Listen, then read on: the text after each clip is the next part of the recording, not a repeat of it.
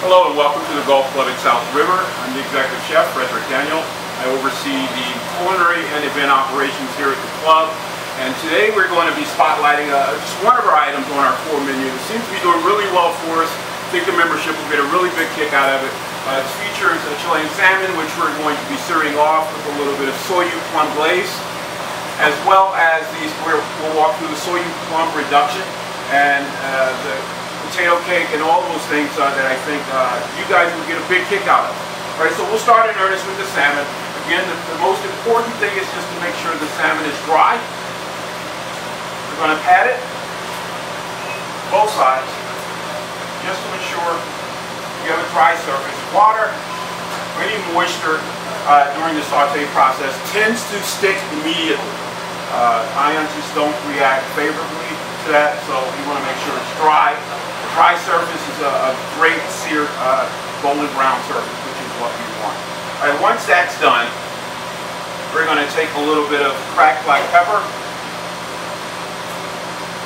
Salmon, because of the degree of fat it has, tends to lend itself to cooking methods like a poivre, which is very similar to what I'm doing here now. So basically, we'll take the cracked black pepper, a little bit of salt, and I'm using fleur de sel, sea salt. Basically, we're going to sit that to the side. We're going to let that sit for a little bit. Now I'll start on the glaze.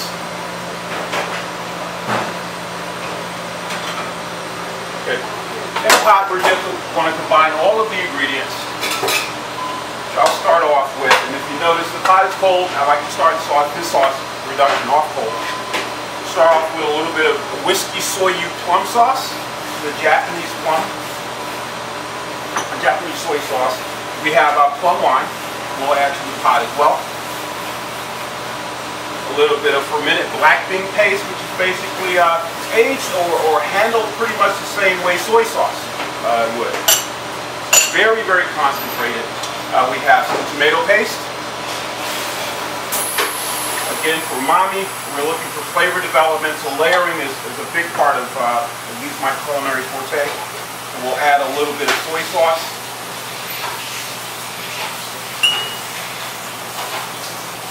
Miso.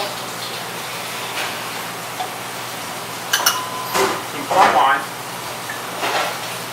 And to sweeten the pot up, so to speak, we're going to add a little bit of honey, which is extremely sweet. Those people that don't like honey can't omit it. Karo syrup definitely is a good stand-in, although I'm not a big fan of it. And I have some sorghum. Sorghum is basically a derivative of grass, believe it or not. One of the more earlier forms of sugar that we had.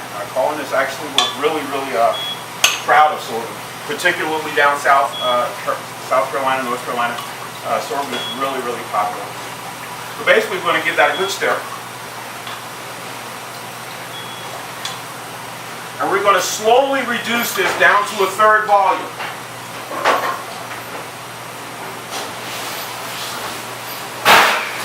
And as you'll see when you try this recipe, and the recipe will be posted on our website, the flavor intensifies the more you reduce the sauce. Now, this sauce is not necessarily just for salmon. You can use it for pork ribs, you can use it for chicken, a great seared steak, specifically strip steak, would stand in very well for salmon. Right, so this is reducing. And while that's reducing, I'll get my sous chef to jump in and take these away.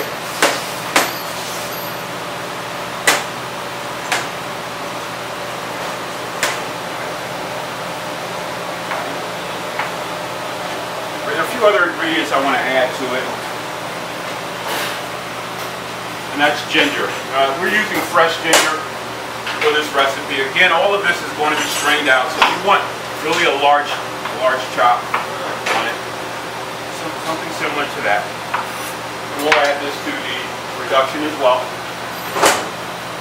We'll slice some garlic. Again, the more you chop garlic, the more pronounced the flavor is.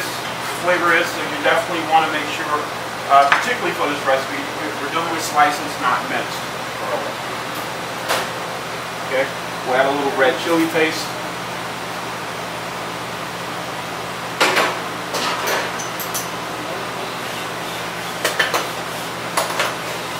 completes the sauce components. It's just a matter of time. We reduce it. And what you'll find, once it reduces, like I said, to third volume, you're going to wind up with something extremely velvety and smooth. Extremely velvety and smooth. This is actually the finished sauce. And we'll coat the salmon with that now. What we'll do, take a little bit of the glaze, we'll brush it over the salmon. We'll reapply it once it's seared. Yes, we're going to sear it, sort of a medium heated saute pan.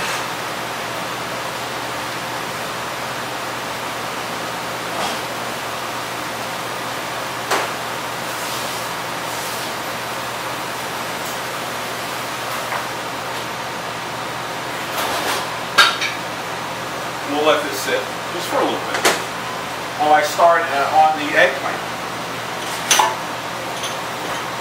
The eggplant that will be accompanying this dish is a Japanese eggplant variety.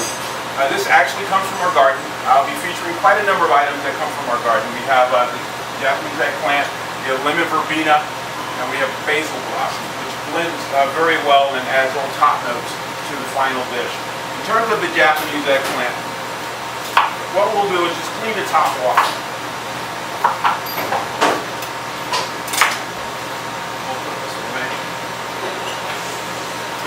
Japanese eggplant, unlike the regular eggplant you're used to, the skin's a lot more oil soluble. It breaks down a lot quicker than regular eggplant. So I'm going to leave the skin intact on this. The more mature the eggplant, obviously the thicker and more bitter the skin becomes. So this comes out of my garden. I know for a fact the skin's right where I want it. The flavor's going to be excellent.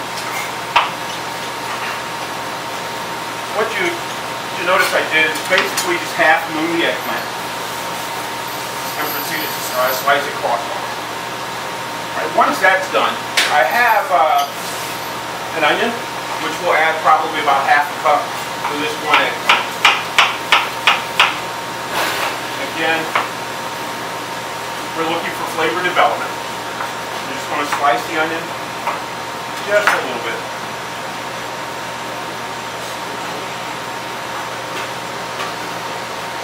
Right, now once that's done, I have vegetable oil, brown sugar, soy sauce, sesame oil, more black bean paste, garlic cloves, which I'll jump on right now, and red chili paste.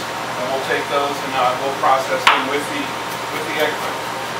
Again, I tend to slice for my Asian ingredients unless it's a stir fry. I will mince my garlic, but for the most part, if I'm just sauteing and reducing, I want to slice the garlic because I don't want the flavor of garlic so pronounced. Some people actually are totally off with my garlic. You can certainly omit it if that's the case. Return to the hammering reduction. You see, I'm starting to get small bubbles here. Small bubbles are indicative of something as it starts to lose the moisture and the compounds in it, in this case sugar, starts to intensify. If I were to keep going, this would actually go to a hard crack stage, which would be a candy almost, or brittle. And we don't want that because that flavor would be a little bit too pronounced for the salmon. So I'll stop it right here, and this is basically the end result that we're looking for.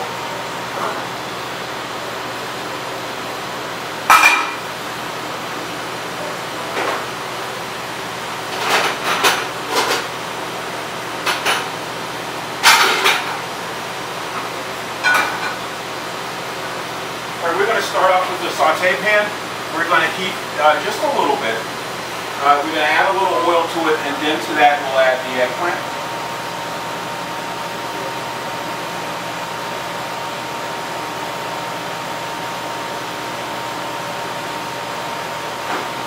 How do you know when your oil is hot enough? You'll notice that it will start to ripple. Whenever you notice your oil is rippling under a low or high flame, you know your oil is ready. So that's one of the indicators in terms of sauteing that you're looking for. You're looking for rippling oil. All right, so once this pan comes up to speed, we'll add the eggplant, the garlic, as well as the onions.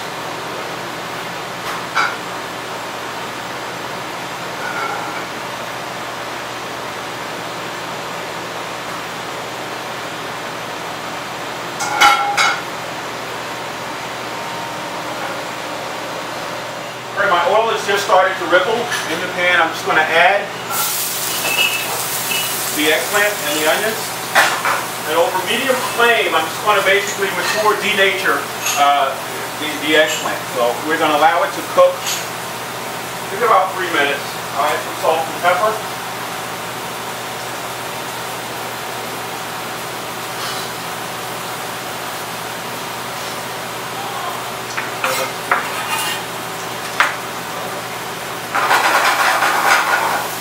Eggplant will tend to absorb the oil.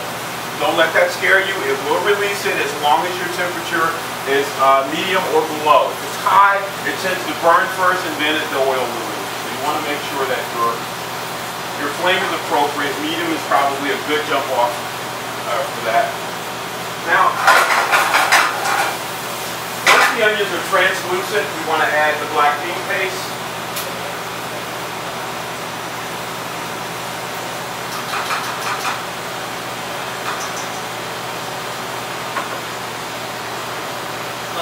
Brown sugar.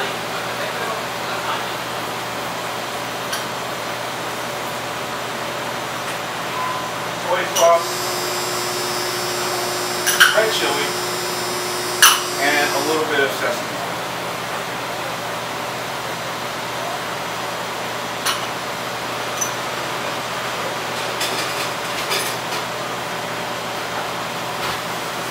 Over a medium to low flame. Basically want to let the eggplant sort of braise a little bit, like the comfy in the oil. And then we'll increase the temperature to really go for that golden brown texture. But now I'm more interested in breaking the eggplant down and maturing the flavors before I go to a full off saute. And in the meantime, what we'll do, hand that over to Nick. Meantime, what I'll do is sort of spotlight the third part of this dish, which is the potato cake. We're using a Yukon Gold here, and any potato will do. Yukon Golds tend to be a lot more flavorful, they're less starchy as an Idaho potato, which lends itself perfectly to this application. What I'm doing is with the skewer, I'm just basically pricking the potato about 3 or 4 times over.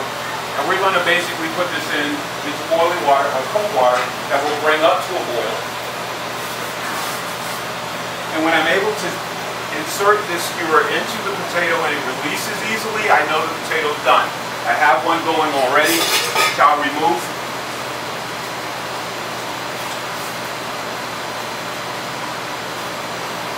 Basically, when it's done, what you're going to find is that the skins are going to start to peel off just a little bit. And that's great, you want that. You want to let it cool off just a little bit so you can work with it. You don't want it to cool completely, nor do you want to refrigerate at this point. You really want the starch to work for you, which is why I need it hot, warm to hot, and not cold. So just hot enough to work with. Basically what I'll do is just take the skin, begin to scrape that off. At this point it should come off relatively easy.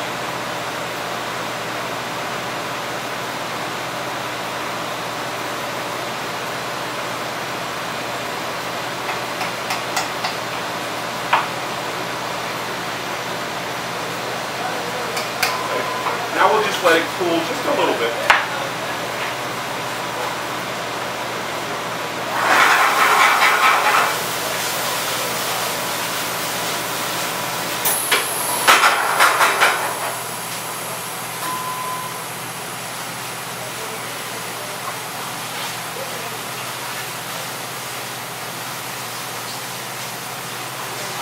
Eggplant looks great. Continue to let that cook.